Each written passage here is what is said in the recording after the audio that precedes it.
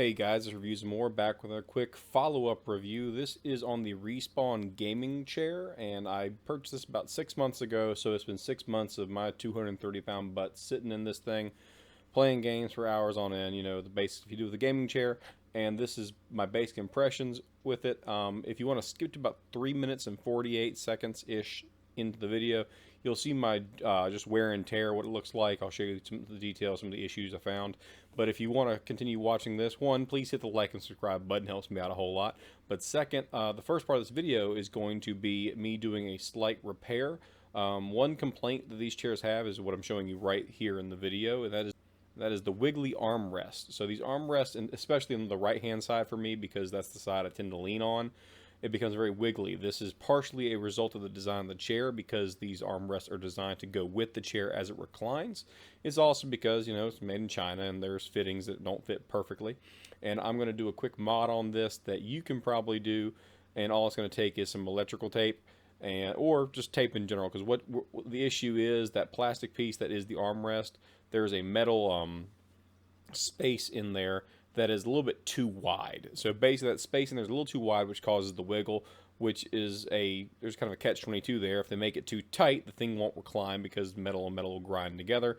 If they make it too loose, it becomes too wiggly. This is a temporary solution. The only permanent solution I can think of is getting a metal spacer that's the right diameter, and finding that would be such a pain in the butt at this point in ownership of the chair. I don't want to do that. And also, I don't recline the chair all that often, but I've done it enough to where it's gotten loose, and the only way I can really see to fix that is to put some kind of media in between the space on the armrest, as well as that little metal bearing right there, the little metal area where the armrest kind of slides onto. You can see in the video there's already some electrical tape on this, because I basically tested this repair.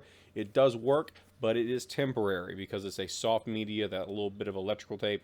It will eventually, if you recline back and forth, it'll loosen up. So like the first time you put it on, that's the tightest it'll be. It's a temporary fix, but the permanent one will take a little more time and measurement to make it happen. But in theory, all you would have to do is get something, possibly plastic, possibly metal, that would basically cover that over by a millimeter or two. Like it would not take much. The fittings are fairly tight on this chair, which makes this part a little bit iffy to do anyway.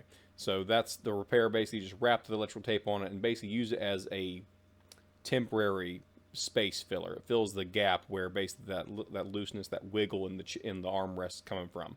And again, I'll say this is a temporary, imperfect fix. If you don't recline your chair at all, it'll stay pretty snug for a while, but it will eventually become loose. If you recline your chair back and forth a lot, it's going to become loose very, very quickly, because that motion, that back and forth motion with these armrests, because they're connected to the back of the chair, will basically wear out anything that's touching those two metal points, the metal point on the armrest arm, as well as the metal point where the armrest attaches to the base of the chair. That'll just wear out anything that's there that isn't metal or some kind of hard, higher quality plastic.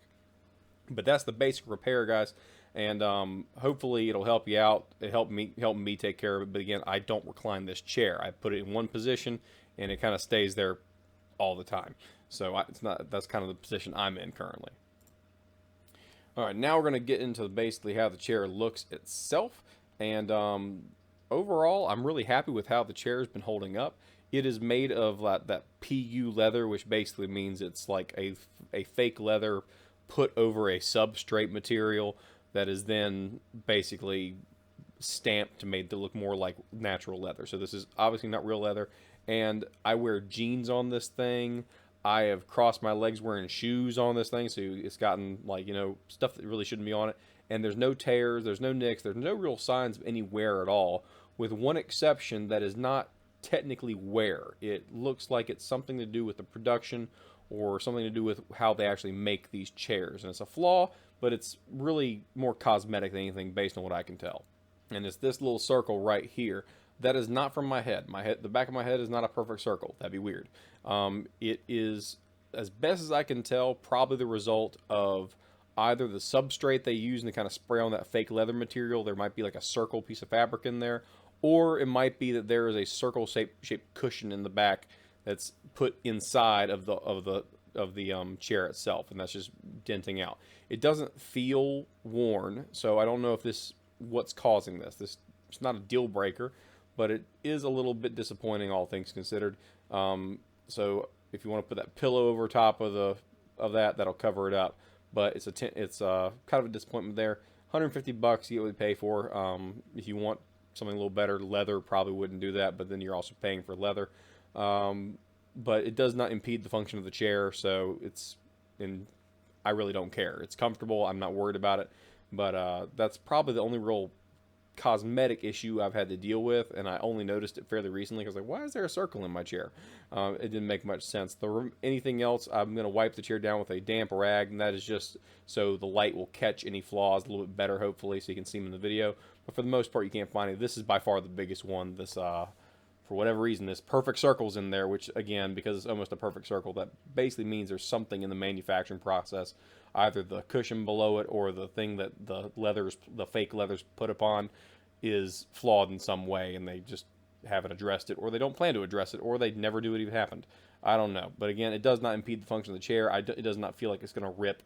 It's just a slight, I'm going to say not discoloration, but a slight marring of the chair itself. Alright, and from there, the remainder of the video is just me kind of giving a once-over on the chair. I'm going to wipe it down with a damp rag just so the light will catch any flaws.